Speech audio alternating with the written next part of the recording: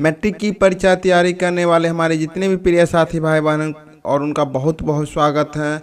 और इसके साथ ही कोई भी कंपटीशन तैयारी कर रहे हैं उनमें से ये क्वेश्चन आता ही है। तो साथियों, आप अगर कंपटीशन की तैयारी कर रहे हैं तो उसके लिए भी यह क्वेश्चन बहुत ही इम्पोर्टेंट है, क्योंकि यह सारे क्वेश्चन बैंक से लिया गया क्वेश्चन है। तो साथियों, ये आज हम लोग क्लास 10th के अर्थशास्त्र के अध्याय नंबर 2 को देखेंगे। अध्याय नंबर 2 का नाम है राज्य एवं राष्ट्र की आय। राज्य एवं राष्ट्र की आय। तो चलिए साथियों, क्वेश्चन हम स्टार्ट करते हैं 1 से। अगर चैनल पर पहली बार है तो लाइक कीजिए, सब्सक्राइब कीजिए और कमेंट बॉक्स में ज़रूर लिखें। कहीं पर अगर कुछ तरह के गलती हो जाता है या कोई भी तरह की समस्या हो तो आप कमेंट बॉक्स में ज़रूर लिखें। साथियों, तो स्टार्ट करते हैं क्वेश्चन नंबर 1 से। क्वेश्चन 1 कहता है कि सन 2008 से 9 के अनुसार भारत की औसत प्रति व्यक्ति आय कितनी है। तो भारत की औसत प्रति व्यक्ति आय कितनी है साथियों? तो यह हो जाएगा 25,494। ऑप्शन नंबर बी इसका राइट आंसर हो जाएगा। नेक्स्ट है, स्वतंत्रता पूर्व भारतीय अर्थव्यवस्था थी। तो स्वतंत्रता पूर्व भारतीय अर्थव्यवस्था थी कृषि प्रधान। कैसी थी? कृषि प्रधान थी। नेक्स्ट है, फूट डालो और राज करो की नीति अपनाई थी।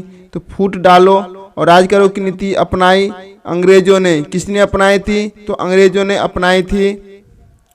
नेक्स्ट है, अर्थव्यवस्था के प्रकार होते हैं। तो अर्थव्यवस्था कितने प्रकार होते हैं? तो अर्थव्यवस्था के 3 प्रकार होते हैं। ऑप्शन नंबर बी इसका राइट आंसर हो जाएगा। नेक्स्ट है, अंग्रेजों ने भारतीय अर्थव्यवस्था का क्या किया है? तो अंग्रेजों ने भारतीय अर्थव्यवस्था का दोहन किया है और शोषण किया है। दोहन किया है और शोषण किया है, इसलिए ऑप्शन नंबर डी इसका राइट आंसर हो जाएगा, ए और सी। नेक्स्ट है, आज़ादी के बाद भारत में प्राथमिक क्षेत्र का योगदान कैसा था? तो प्राथमिक क्षेत्र का योगदान घटता गया। ऑप्शन नंबर सी इसका राइट आंसर हो जाएगा। नेक्स्ट है, बिहार के किस जिले के प्रति व्यक्ति आय सर्वाधिक है? तो बिहार के किस जिला के प्रति व्यक्ति आय सर्वाधिक है साथियों? तो यह हो जाएगा पटना। ऑप्शन नंबर ए इसका राइट आंसर हो जाएगा। नेक्स्ट है, आर्थिक एवं मौद्रिक विकास एक दूसरे के हैं, तो एक दूसरे की पूरक है। क्या हो जाएगा? पूरक हो जाएगा। ऑप्शन नंबर ए इसका राइट आंसर हो जाएगा। नेक्स्ट है, साहित्य की दृष्टि में विकास और वृद्धि में क्या अंतर है? तो साहित्य की दृष्टि से विकास में कोई अंतर नहीं है साथियों। ऑप्शन नंबर 20 का राइट आंसर हो जाएगा। नेक्स्ट है, सतत विकास है। तो सतत विकास कैसा है? अपने तथा आने वाली संतति का केवल। ऑप्शन नंबर ए इसका राइट आंसर हो जाएगा। चलते हैं नेक्स्ट क्वेश्चन पे। आय एक परिश्रमिक है जिसे कोई अपने कार्य के बदले पाता है, तो क्या कहलाता है साथियों? यह कहलाता है मानसिक, शारीरिक, बौद्धिक। ऑप्शन नंबर डी इसका राइट आंसर हो जाएगा, उपयुक्त में से तीनों। नेक्स्ट है, श्रम का परिश्रमिक है। तो श्रम का परिश्रमिक है मजदूरी। श्रम का परिश्रमिक है मजदूरी। पूंजी का परिश्रमिक है साथियों, पूंजी का श्रमिक है विकास। क्या हो जाएगा? परिश्रमिक ब्याज हो जाएगा। पूंजी का परिश्रमिक ब्याज हो जाएगा। नेक्स्ट है, भूमि का परिश्रमिक क्या है? तो भूमि का परिश्रमिक लगान होता है। नेक्स्ट है, गरीबी को जन्म देती है। यह कथन किसने कहा था साथियों? गरीबी का जन्म देते हैं, यह कथन रेगनर नर्कस ने किए थे। ऑप्शन नंबर सी इसका राइट आंसर हो जाएगा। नेक्स्ट है, विकसित राज्यों में ऊंची होती है। तो विकसित राज्यों में ऊंची होती है प्रति व्यक्ति आय। ऑप्शन नंबर 20 का राइट आंसर हो जाएगा। नेक्स्ट है, राष्ट्रीय आय के अंतर्गत शामिल है। तो राष्ट्रीय आय के अंतर्गत शामिल है वस्तुओं एवं सेवाओं का मूल्य। वस्तु एवं सेवाओं का मूल्य। ऑप्शन नंबर 20 का राइट आंसर हो जाएगा। नेक्स्ट है कुल उत्पादन एवं उत्पादन में किए गए खर्च का अंतर कहलाता है। तो साथियों यह अंतर क्या कहलाता है? शुद्ध राष्ट्रीय उत्पाद। ऑप्शन नंबर डी इसका राइट आंसर हो जाएगा। नेक्स्ट है राष्ट्रीय आय समतुल होता है। तो राष्ट्रीय आय समतुल होता है उपभोग, व्यय एवं विनियोग के योग। ऑप्शन नंबर ए इसका राइट आंसर है। नेक्स्ट है राष्ट्रीय आय की धारणा में शामिल है। तो राष्ट्रीय आय की धारणा में शामिल है केवल सकल घरेलू, शुद्ध राष्ट्रीय उत्पाद, केवल सकल राष्ट्रीय उत्पाद। ऑप्शन नंबर डी हो जाएगा राइट आंसर उपयुक्त में से तीनों। नेक्स्ट क्वेश्चन है सर्वप्रथम राष्ट्रीय आय के अनुमान का वर्ष है। तो सर्वप्रथम राष्ट्रीय आय का अनुमान का वर्ष है 1868। ऑप्शन नंबर सी इसका राइट आंसर है। नेक्स्ट है भारत की सर्वप्रथम अनुमानित प्रति व्यक्ति आय थी। तो प्रति व्यक्ति आय 20 रुपये थी। ऑप्शन नंबर डी इसका राइट आंसर हो जाएगा। नेक्स्ट है राष्ट्रीय आय की गणना विधि है।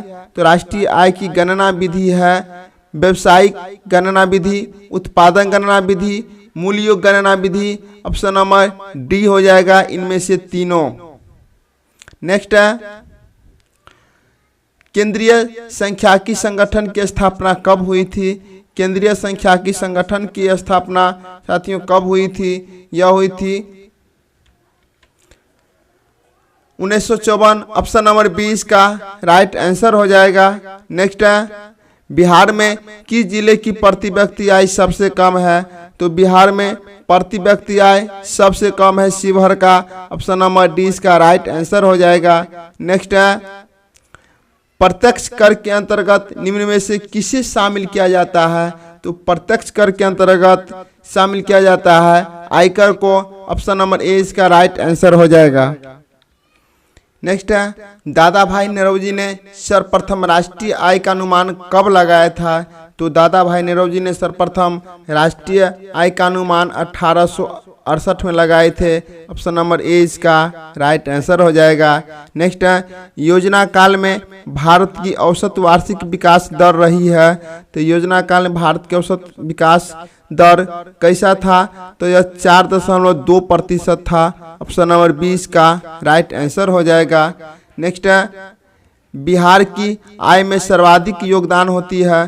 तो बिहार की आय में सर्वाधिक योगदान सेवा कर में होता है। ऑप्शन नंबर सी इसका राइट आंसर हो जाएगा। नेक्स्ट है उत्पादन एवं आय गणना विधि आर्थिक दृष्टिकोण से है। तो आर्थिक दृष्टिकोण से क्या हो जाएगा? तो इसका सहज, वैज्ञानिक, व्यवहारिक तीनों हो जाएगा। ऑप्शन नंबर डी इसका राइट आंसर हो जाएगा। नेक्स्ट है बिहार की अर्थव्यवस्था में प्राथमिक क्षेत्र का मुख्य अंग है। तो प्राथमिक क्षेत्र का मुख्य अंग हो जाएगा कृषि। ऑप्शन नंबर 20 का राइट आंसर हो जाएगा। नेक्स्ट क्वेश्चन है y बराबर सी प्लस आई फार्मूले को बताया है। तो सी प्लस आई का फार्मूले किसने बताया था? तो प्रोफेसर केन्स ने बताए हैं। ऑप्शन नंबर ए इसका राइट आंसर हो जाएगा। नेक्स्ट है राष्ट्रीय आय का अर्थ है। तो राष्ट्रीय आय का अर्थ हो जाएगा उत्पादन के साधनों की आय। ऑप्शन नंबर डी इसका राइट आंसर हो जाएगा। नेक्स्ट है भारत में किस राज्य का प्रति व्यक्ति आय सर्वाधिक है? भारत में सबसे अधिक राज्यों में आय है प्रति व्यक्ति, तो वह है गोवा। वह है गोवा राज्य हो जाएगा। ऑप्शन नंबर डी इसका राइट आंसर हो जाएगा। नेक्स्ट है भारत में वित्तीय वर्ष कहा जाता है। तो भारत में वित्तीय वर्ष कहा जाता है 1 अप्रैल से 31 मार्च तक। ऑप्शन नंबर सी इसका राइट आंसर हो जाएगा। नेक्स्ट है भारत में राष्ट्रीय आय की गणना कौन करता है? तो भारत में राष्ट्रीय आय की गणना केंद्रीय सांख्यिकी संगठन करता है। ऑप्शन नंबर ए इसका राइट आंसर हो जाएगा। नेक्स्ट है भारत की राष्ट्रीय आय का सर्वप्रथम अनुमान किसने लगाया था? तो साथियों इसका राइट आंसर हो जाएगा दादा भाई नौरोजी ने सर्वप्रथम राष्ट्रीय आय का अनुमान लगाया था। ऑप्शन नंबर डी इसका राइट आंसर है। नेक्स्ट है निम्नांकित में कौन हमारे रहन सहन के स्तर को प्रभावित करता है? तो रहन सहन के स्तर को प्रभावित कौन करता है? तो प्रति व्यक्ति आय।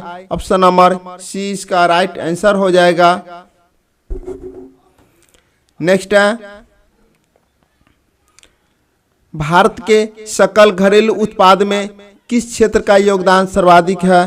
तो सकल घरेलू उत्पाद में सबसे अधिक सेवा क्षेत्र का योगदान अधिक है। तो ऑप्शन नंबर सी इसका राइट आंसर है। नेक्स्ट है, गरीबी के कुचक्र की धारणा किसने दी है? तो गरीबी की कुचक्र की धारणा साथियों यह दिए हैं रेगनर नरकस ने। ऑप्शन नंबर डी इसका राइट आंसर हो जाएगा। नेक्स्ट है, आय तथा उपभोग का अंतर क्या कहलाता है? आय तथा उपभोग का अंतर बचत कहलाता है। ऑप्शन नंबर बी इसका राइट आंसर हो जाएगा। नेक्स्ट है, वर्ष भर में किसी देश में अर्जित आय की कुल मात्रा को क्या कहा जाता है? तो कुल मात्रा को साथियों क्या कहा जाता है? तो यह राष्ट्रीय आय कहलाता है। क्या कहलाता है? तो राष्ट्रीय आय कहलाता है। ठीक है, यह राष्ट्रीय आय कहलाता है। नेक्स्ट चलते हैं, यह राष्ट्रीय आय होगा। ऑप्शन नंबर सी इसका राइट आंसर है। नेक्स्ट है, गरीबी रेखा निर्धारण हेतु ग्रामीण क्षेत्रों के लिए प्रति व्यक्ति प्रतिदिन न्यूनतम कितनी कैलोरी निर्धारित की गई है? तो कितनी कैलोरी निर्धारित की गई है? तो यह 2400 कैलोरी निर्धारित की गई है। ऑप्शन नंबर सी इसका राइट आंसर है। नेक्स्ट है, poverty and on British rule in India नामक पुस्तक किसने लिखी थी? तो यह लिखी थी दादा भाई नौरोजी ने। ऑप्शन नंबर बी इसका राइट आंसर हो जाएगा। नेक्स्ट है, निम्न में से किस विधि के अंतर्गत उत्पादित अंतिम वस्तुओं के मूल्य में जोड़कर राष्ट्रीय आय की गणना की जाती है? तो राष्ट्रीय आय की गणना की जाती है मूल्य योग विधि। ऑप्शन नंबर सी इसका राइट आंसर हो जाएगा।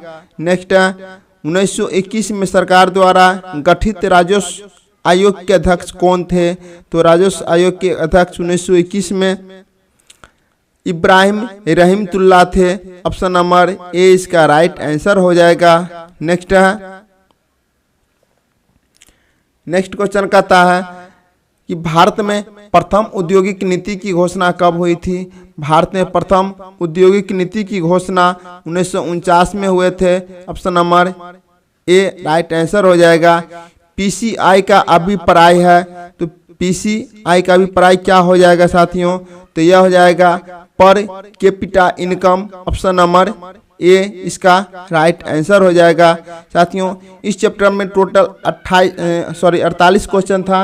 48 क्वेश्चन बताइएगा आपका मार्क्स कहाँ तक जाता है? साथियों याद रखिए 400 प्लस मार्क्स लाना है इस बार 2025 के मैट्रिक में, इसलिए आप अधिक से अधिक मेहनत करें और अधिक से अधिक ऑब्जेक्टिव क्वेश्चन पे ध्यान दें, क्योंकि ऑब्जेक्टिव क्वेश्चन आपको सबसे बेस्ट रिजल्ट आपको देगा। इसलिए सब्जेक्टिव के साथ साथ अब ऑब्जेक्टिव पर ध्यान दें। साथियों चैनल पर पहली बार है लाइक कीजिए, सब्सक्राइब कीजिए, इससे आपको हर प्रकार के नोटिफिकेशन मिलते रहेगा। तो साथियों आपको फिर मिलेंगे नेक्स्ट क्लास में। जय हिंद, वंदे मातरम।